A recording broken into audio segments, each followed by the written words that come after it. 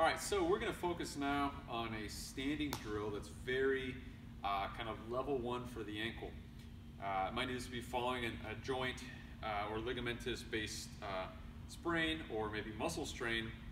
It's not uncommon that we lose what we call proprioception. Proprioception is a very, in some regards, complicated word for something as simple as you lose awareness. So if I'm not aware of where the ground is at, my body's going to rely on information from other joints and other mechanisms. So this regard where things get tight after an injury is in large part your nervous system attributing that injury to trying to find a compensation, a mechanism around it. By keeping things tight, it can a lot of times improve your perception and awareness. But we don't want to walk like that or run like that for a while, right? Because that can lead to other injuries up or below the kinetic chain, relatively speaking. So I'm going to do a single leg star pattern drill.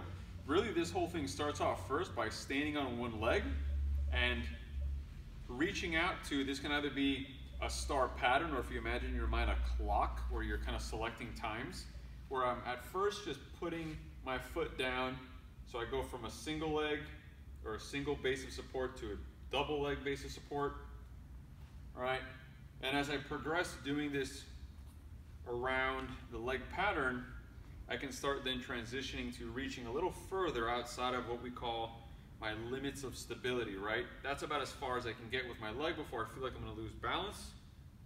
And if I start using the arms now as a counterweight, I can now start going much further into these positions and slowly progressing into further depth-based reaches. So I'm a little bit deeper in my squat pattern. Okay?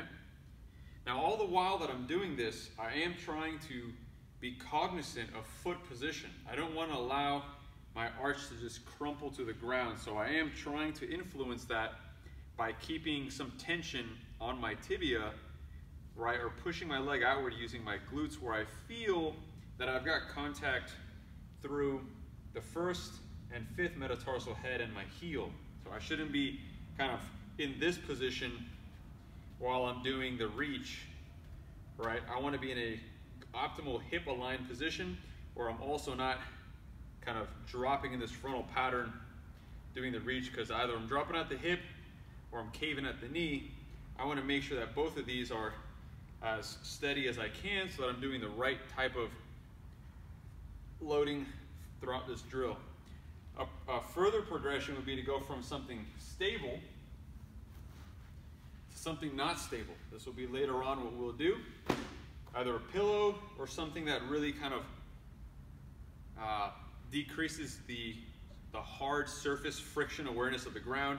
And now it's much harder for me to balance. You can even see while I'm standing on this, that's just enough to kind of throw me right into a state of having to figure that out. So that's a really good level one progression drill for the ankle and regaining some of that balance we need for some of the high level tasks down the road.